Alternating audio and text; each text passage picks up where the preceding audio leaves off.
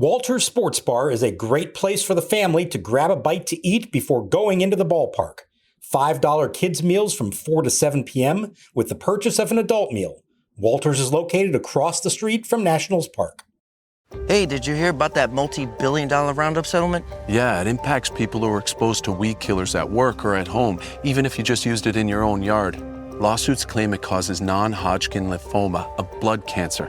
But we're not sick, so that doesn't affect us. But it does. This cancer can take 10 to 15 years to show up. That's a long time after exposure. It is, and that's why the settlement is paying claims for up to 21 years. If you get sick, even years from now, you could get $6,000 to $165,000 or more as part of this settlement. So what's the catch? If you stay in, you give up the right to sue them later. Learn more at weedkillerclass.com or call 1-888-403-8201. If you or a loved one has or had non-Hodgkin lymphoma, even if they've passed, you must register for benefits. That's weedkillerclass.com. 1-888-403-8201. Paid for by the Roundup Settlement. 1-1. Swinging a line drive, base hit left field. Reynolds will drive in Cruz. Lau will stop at second. The Pirates keep the line moving. Cade Cavalli struggling here tonight. It's 4-1 Pittsburgh. First inning, I thought he looked really good. I think when he went back out there for the second inning, you could just tell he was fighting his delivery a little bit, had trouble getting ahead of hitters, just was out of the zone. An uncharacteristic amount. Yeah, just looked like he was fighting himself a little bit. The stuff was normal. There wasn't anything there that dropped off. It was just more so he just couldn't find the zone. And now Lord ready. Here's his pitch. Swing and a line drive deep right toward the corner. Trouble if it's fair. It's off the wall and in play. One run has scored. 2 runs have scored. And holding at third is Mangum.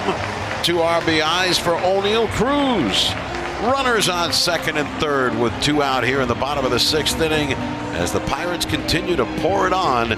They've scored 7 times in the inning. It's now Pittsburgh 12 and Washington 1.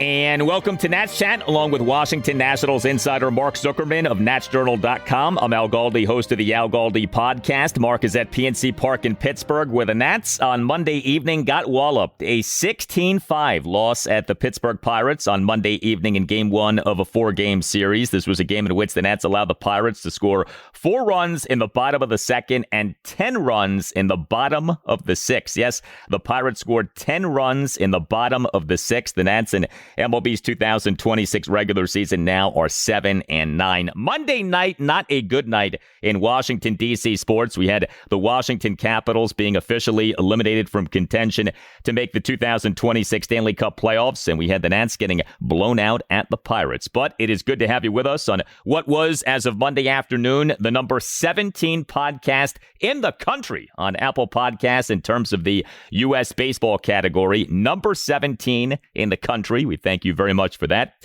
Coming up later in the show, an update on the Nats AAA affiliate, the Rochester Red Wings, courtesy of the voice of the Red Wings, Josh Whetzel. And speaking of Rochester, some roster moves by the Nats on Monday. But Mark, also for the Nats on Monday, a reality check in the form of what happened in this game on Monday evening. So, look, they obviously came here to town feeling really good about the way things went over the weekend in Milwaukee, and rightfully so. But they arrived here knowing they were going to be going up against probably the best pitcher in baseball in Paul Skenes. And if you're going to have any chance of winning that game, you're not only going to have to put together decent at-bats against him, but you're going to have to get a good start yourself. And they felt good about Cade Cavalli, the chances of him doing that. And by the 2nd inning, it was clear that wasn't going to happen. And now you're already trailing. And I know it all turned really ugly later on, but it almost felt like this game was already over once Cavalli's out in the 2nd inning and you're trailing Skenes, 4-1 at that point. That's the wrong pitcher to have to try to make a comeback against. So, yeah, it was ugly, no doubt about it. But I also don't want to read too much into this one because, from an offensive standpoint, certainly, because they were going up against the absolute best. And he looked like it against everybody but CJ Abrams in this game. Well, there is a very basic premise with the Nats so far here in this season number 1 of the restarted rebuild. The offense has been good. The pitching has been bad. And the pitching on Monday evening was especially bad. As Mark noted, Cade Cavalli was the Nats starting pitcher. He allowed 4 runs in 1 1/3 innings. That was it. He allowed lasted for 1 1/3 innings. He gave up 3 hits, all of which were singles. He issued 3 walks and a hit by pitch. He recorded 2 strikeouts. He threw 48 pitches, just 24 strikes versus 24 balls. Cavalli tossed a scoreless bottom of the first despite a one-out throwing error by first baseman Luis Garcia Jr. and despite issuing a one-out hit by pitch of Brian Reynolds on a 1-2 pitch. And then Cavalli in the bottom of the second unraveled. He issued a one-out 4-pitch walk of Connor Griffin. Gave up a one-out opposite field single by Jake Mangum to left field. Issued a one-out 5-pitch walk of Henry Davis. Issued a one-out bases-loaded walk of O'Neill Cruz to tie the game at 1, despite Cavalli having had Cruz down at 1.02.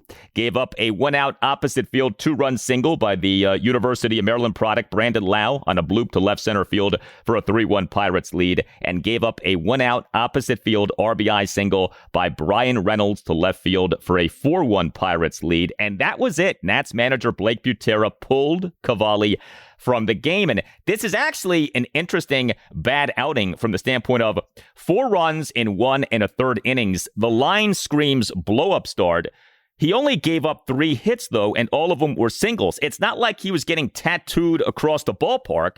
He just completely lost the strike zone, and Butera yanked Cavalli from the game after just the 1 1/3 innings. Yeah, exactly. It was just a complete loss of command from him. The stuff was fine. There was nothing wrong with that, but he could not find the plate. And for it to happen, especially against the bottom of the Pirates lineup there in the bottom of the second inning, I think was, especially troubling. And I know Blake Butera wanted to push him further than that, and maybe he could have. But the concern from the manager's standpoint was that Cavalli was up to about 30 pitches just in that second inning alone, still only had 1 out. If you're going to try to get him all the way through that inning, he's going to be approaching 40 pitches now for that inning, and they just did not want to go there. And so even though everybody knows the state of the bullpen, everybody knows the schedule with no off days coming up, in that case, they decided it was more important to protect Cade Cavalli's arm than try to squeeze more out of him and salvage the bullpen.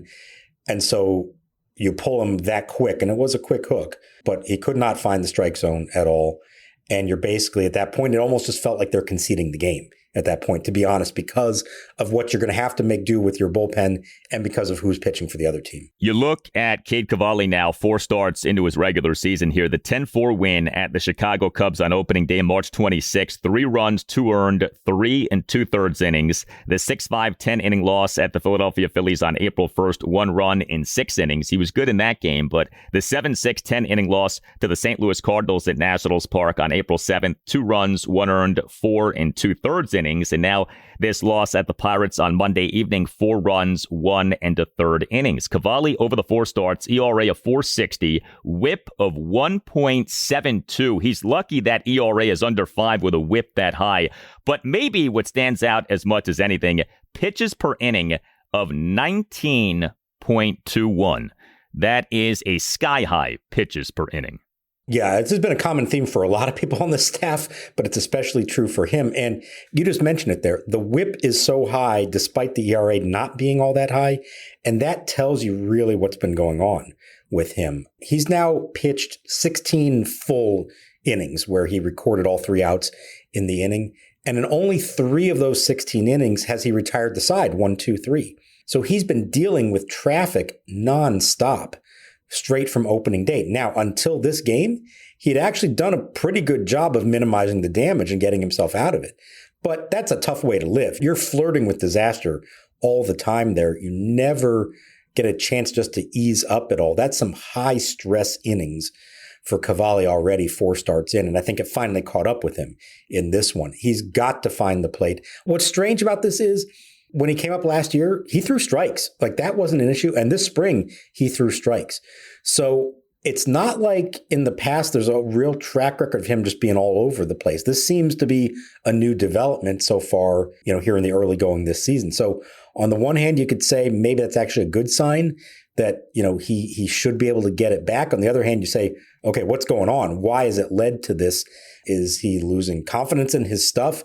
Is he got a mechanical issue that's got to be figured out? Whatever it is, they need to figure it out and in a hurry, because in that second inning, these weren't just like barely missing. He was all over the place. And, it's maybe a worst case scenario, but it's kind of what we'd already seen signs of him in those first 3 starts. And this was sort of it all collapsing on him at once. And it's always dangerous to try to read body language and to try to read facial expressions, but he looked lost during that second inning. Like, watching his face, he looked like he just could not find an answer to the command. The command completely evaporated for him in that inning. And the great Cade Cavalli, who we saw in the exhibition season, we so far have not seen here in this regular season. And the Nats starting pitching problems continue. ERA of 5.66 in terms of the Nats starting pitching ERA for the regular season. Starting pitching whip of 1.57. Big thanks to our sponsor, BetterHelp, for partnering with us for this important conversation about mental health. This is Steve Smith here, former NFL wide receiver and host of the 89 show on YouTube. So having a counselor and working with BetterHelp, that gives you an opportunity to really start to unpack. But people don't understand, when you unpack things, you also open up a box that you're not always sure what's inside. So I think that's why seeing a professional is extremely important. If you need someone to open up to, visit BetterHelp. That's betterhelp.com/89 to get started. Rutledge ready, the 0-2, breaking ball, line drive toward the right field line. It's down and fair and rolling into the corner. Davis has scored. Cruz has scored. Rounding third is Lau. He's coming to the plate. Throw to the plate. They may get him. Safe as Ruiz could not hang on to the throw to make the tag. And all the way to third is Brian Reynolds. He clears the bases, ends up at third base. And the Pirates have broken this one wide open. It's now Pittsburgh 8 and Washington 1.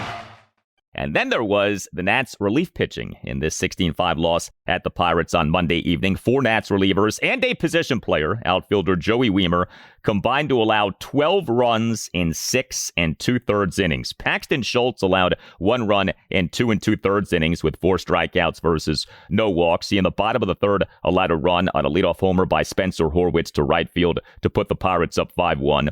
Jackson Rutledge officially allowed 7 runs in 1 1/3 innings. He is back. The Nats on Monday afternoon announced having recalled Rutledge from AAA Rochester. He in what ended up being the 10-run sixth for the Pirates gave up a 3-run triple by Brian Reynolds to right field on an 0-2 pitch for an 8-1 Pirates lead. And then Rutledge on the very next pitch gave up a first pitch RBI double by Ryan O'Hearn off the center field wall for a 9-1 Pirates lead. And Rutledge gave up a one-out opposite field RBI single by Connor Griffin into right field for a 10-1 Pirates lead. Brad Lord officially allowed 3 runs in 2/3 of an inning. He clearly was brought into the game to eat up some innings. He didn't last for a full inning. He came into the game, bottom of the 6th, runners on first and second, 1 out, Nats down 10-1. He, to the first batter he faced, issued a walk, a 1-out 5-pitch walk of Jake Mangum to load the bases. Lord, 2 batters later, gave up a 2-out first pitch, bases loaded 2-run single by O'Neal Cruz off the right field wall to put the Pirates up 12-1. Lord, to the next batter he faced, gave up a 2-out full count 3-run homer by Brandon Lau to right field to put the Pirates up 15-1. Orlando Revolta mercifully gave us a perfect bottom of the 7th. The Nats on Monday afternoon announced having recalled Revolta from AAA Rochester. And then we got Joey Wiemer as a pitcher. The Nats outfielder in the bottom of the 8th allowed a run, gave up 2 singles and issued a hit by pitch and a walk. He threw 21 pitches, just 10 strikes versus 11 balls. But again, we see the walk come into play. Again, we see the home run come into play. And, it's one thing for, say, a Rutledge to struggle, but Brad Lord we're looking at as a guy who potentially could be someone who could be good for this bullpen. Very disappointing outing for him. Well, I think the issue there is they probably wanted to not have to use him at all in this game. I think the idea, once you're trailing, the idea is to use the 2 guys who you called up from AAA, Rutledge and Revolta, and hope that they can get you through the rest of the game. And then Rutledge was so bad that they felt compelled to now bring in Lord, who just pitched a few days ago in some big spots. And not to make excuses for him, but I would imagine he wasn't feeling 100% going out there. And it sure looked like it based on what the results were. So that I just didn't like the fact that he had to come into the game at all. I understand the bar is low when you bring in a Jackson Rutledge under the circumstances, but just get them through a couple of innings at least. Just extend the game. I mean, the game's already well out of hand at that point, and he just made a complete mess of it. So much so that he was then sent right back to Rochester at the end of the night. I don't know if that was necessarily just a reflection of what happened in this game. I think either Rutledge or Ribalta was probably going to go back either way, but certainly disappointing to see that happen from his standpoint. And, we've talked about the schedule. We've talked about how these starters are just not going deep. Now you got Miles Mikolas as the scheduled starter on Tuesday. Somebody at some point is going to have to step up and give them a quality start, or at least length. And they just are not getting that from anybody. And I think you're seeing the wear and tear on the bullpen. Even the guys who may be good or have flashes of being good are throwing a lot. And eventually this is going to come back to bite them. They're going to get worn down here. We're only on April 13th right now. It's a long way to go. These guys need a breather. They need their starters, somebody from the rotation, to give them one decent outing that takes the pressure off the bullpen. The Nats for the regular season now, relief pitching ERA 6.72, relief pitching whip 1.64. The starting pitching has been really bad. The relief pitching has been worse. And, at this point, I don't know that there is much of a conversation with Jackson Rutledge, but I was thinking about this. March 20th was when the Nats optioned Dylan Cruz to AAA Rochester.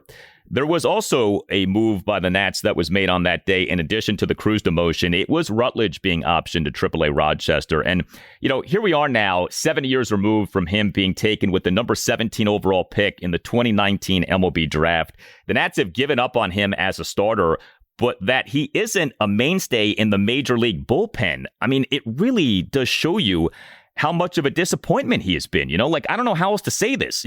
It's enough that he's not a starter, okay? The fact that he's a reliever who can't even stick at the major league level, I mean, man, for a number 17 overall pick in the 2019 MLB draft, that's not the way this was supposed to go. No, not at all. He was not good last year. He survived basically the whole season, I think, in the bullpen, but he never really flashed much that made you get excited about it. And this spring, he was okay, but I don't think anybody was looking at him and being like, oh man, Jackson Rutledge looks like he's reinvigorated and he's going to be a big part of this bullpen. You knew he'd be called up at some point. Because he does still have options this year, I would imagine they stick with it and move him up and down and call him when they need him. But when given an opportunity like he had tonight, and again, it's mop-up duty for the most part, but you can make a little bit of an impression if you go out there and you put up a couple of zeros and get the ball to somebody else in the bullpen and, take pressure off or allow them to stay away from some of their bigger arms in this game. And instead, for him to do what he did, it was just tremendously disappointing and not necessarily all that surprising. I think this is a lot of what we saw from him last year, giving up a lot of loud contact, gave up a ton of home runs last year. As I said, after the game, they called him into the office and they sent him back down. I think we're going to see Mitchell Parker, who's actually here on site, technically on the taxi squad. I think they're going to officially activate him on Tuesday, and I think we're going to see him pitch, whether it's opening for Miles Mikolas or pitching after Mikolas comes out. We're going to see Mitchell Parker in that game as they just try to navigate their way through this stretch here and hope they can get some kind of quality pitching. Yeah, it's rough, man. There have been very few well-pitched games here for the Nats so far. We've had so many good things to say about the offense, and there just have been so few opportunities to praise the Nats pitching. I mentioned the roster moves regarding Jackson Rutledge and Orlando Ribalta. They were brought up from Rochester because the Nats on Monday afternoon announced having placed two relievers on the 15-day injured list. The Nats on Monday afternoon announced having put Cole Henry on the 15-day IL due to a right rotator cuff strain. And the Nats on Monday afternoon announced having put Ken Waldichuk on the 15-day IL due to left forearm tightness, which, as we know, often is a precursor to needing UCL surgery. Waldichuk in the Nats' 8-6 win at the Milwaukee Brewers on Sunday afternoon left the game in the bottom of the seventh off wincing in pain of throwing a pitch in a very concerning scene. I know Blake Butera, during his pregame session with you guys on Monday afternoon, said that a recommendation from a doctor is for Waldichuk to get Tommy John surgery, although Butera added that Waldichuk was going to get a second opinion. As we know, that usually happens when you don't like the first opinion. Waldichuk underwent Tommy John surgery on his left elbow in May 2024. So it would seem that we know where this is headed. But Cole Henry, we did not know that he was hurt, right? Correct. And that was one where after he pitched, and it was a bad outing for him on Sunday, a couple walks and a 3-run homer. Afterwards, he mentioned that his shoulder wasn't feeling 100%. And so they said, well, let's not take any chances. Let's send you for an MRI. It does sound like the results of that were fairly optimistic about it. Nothing too much of a concern, but they did decide to go ahead and put him on the 15-day IL. And I think this was also a case of they just needed to get another fresh arm up here. And so Henry, who has not pitched well to begin with, is also admitting that something doesn't feel right. Then they weren't going to take any chances. The feeling is that this may just be 15 days with him. We'll see. We've been fooled before by this. He's still got to show at some point that he can pick up a ball, throw it, have no issues, and then be cleared to come back. So they may not have to rush him back necessarily. But it doesn't sound at this point like it's anything that serious. With Waldichuk, we talked about it yesterday, the way he reacted to that pitch.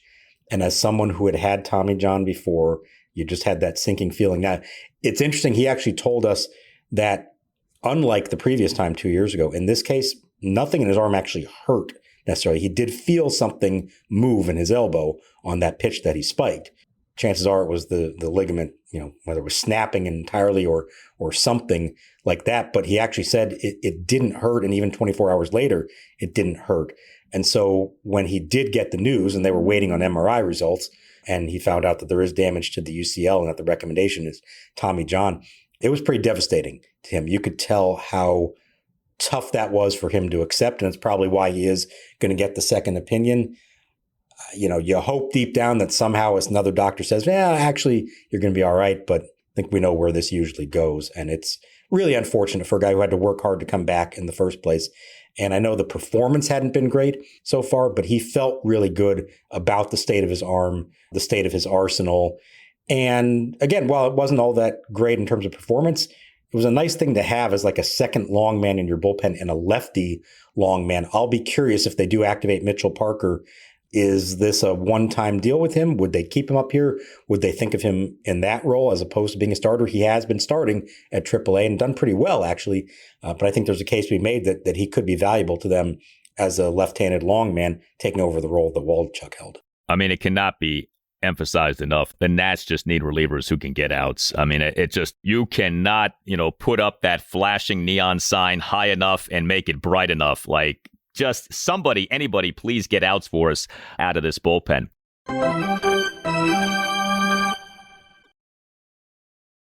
Ready for a 2-2. Here it is. Swinging a fly ball deep right field for Abrams. Looking up is the right fielder O'Hearn at the wall, and it is gone.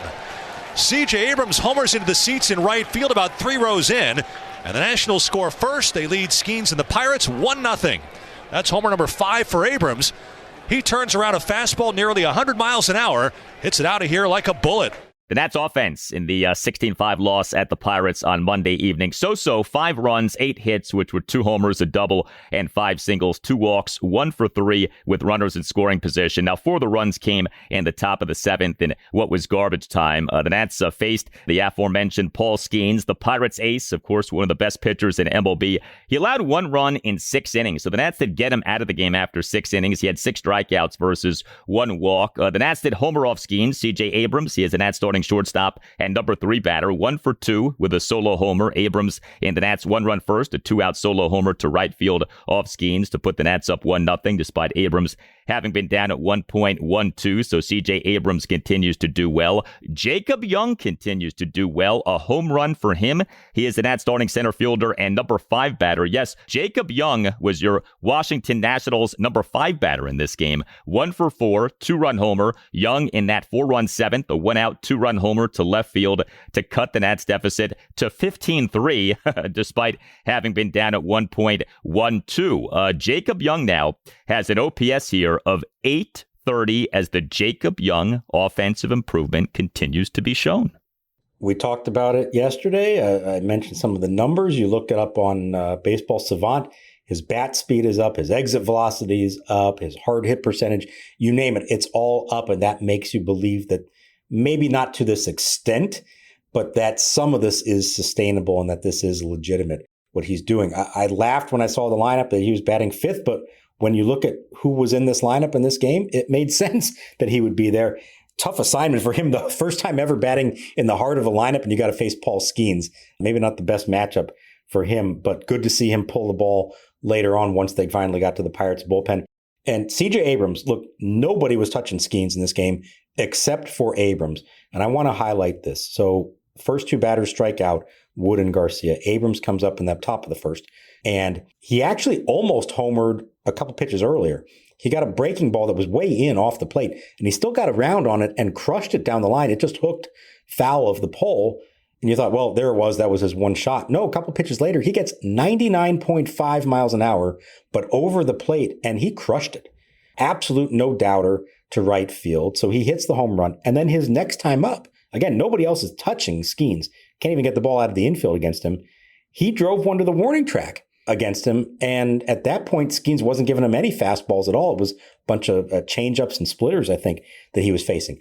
3 really good swings and good contact off the best pitcher in the game.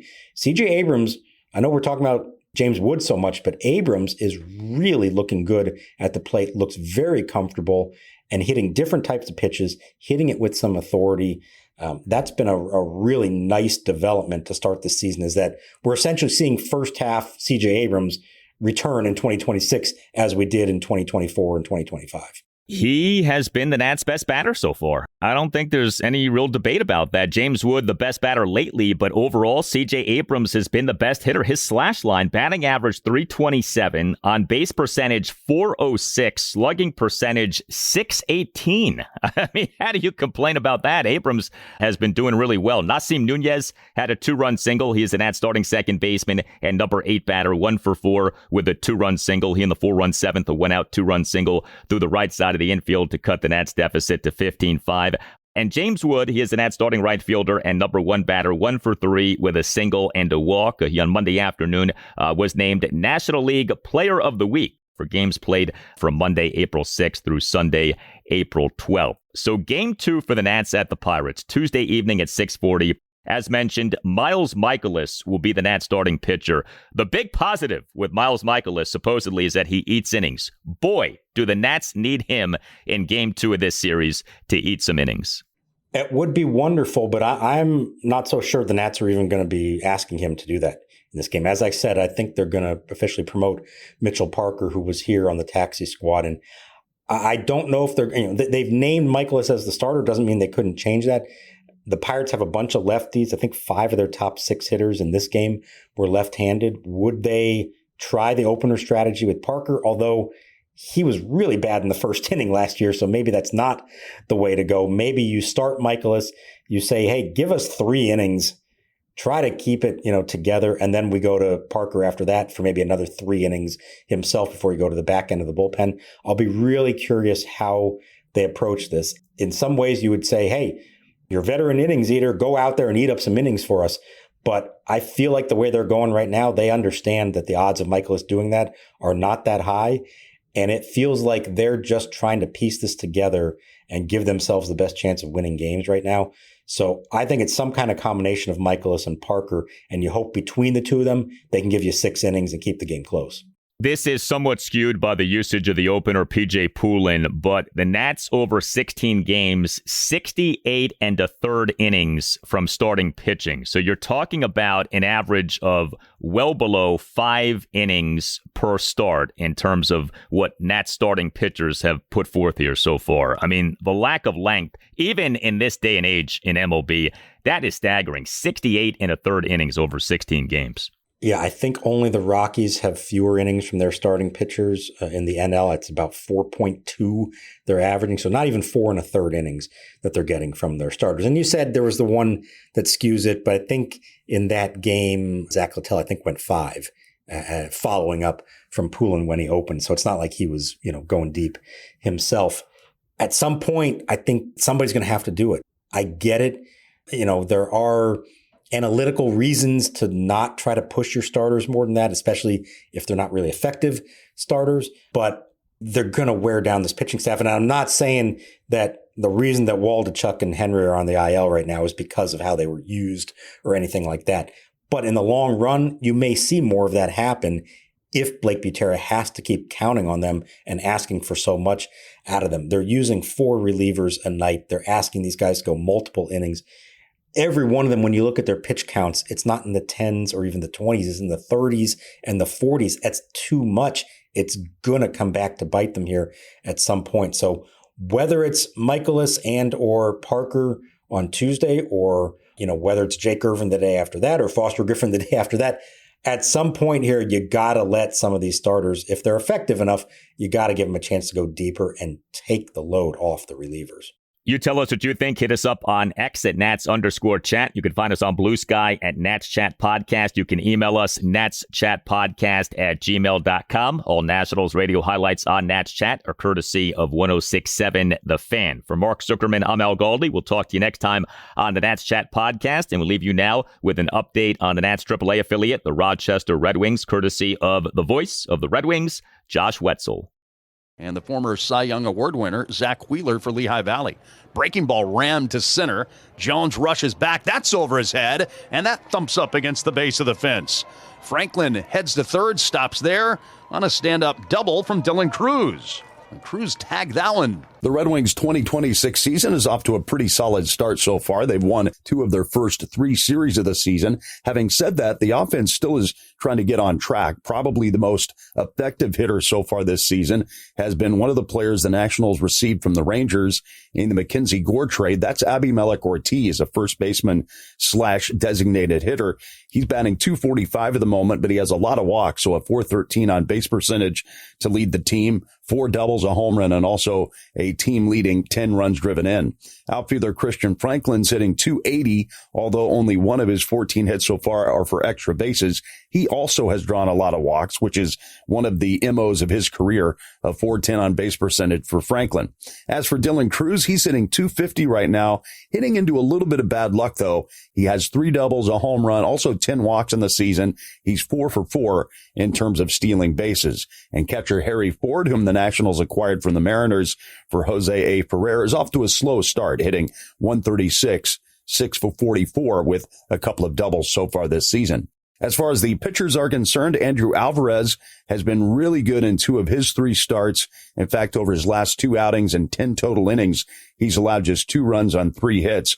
Riley Cornelio, the reigning Nationals minor league pitcher of the year, has a 2.70 ERA after 3 starts and has struck out 18 batters in 13 1/3 innings. Andrew Laura had a terrific start on Saturday, pitching 5 shutout innings at Lehigh Valley, giving up just 2 hits while striking out 5 on only 75 pitches. And probably the best reliever is Eddie Jean. He spent last year in AAA with the Pirates, but originally was a member of the Nationals organization. Jean has pitched 6 hitless innings so far this season while recording 8 strikeouts. And something interesting to mention as far as the pitchers are concerned, at the moment, just a couple of weeks into the season, the Red Wings pitchers have the fastest average fastball velocity in terms of 4-seamers and 2-seamers in the entire league, 94.4 miles an hour. Last year, the Red Wings ranked toward the bottom in that fastball velocity category for the International League. This is Josh Whetzel with this Rochester Red Wings update. The pitch, swing and blast, high in the air, deep to left field.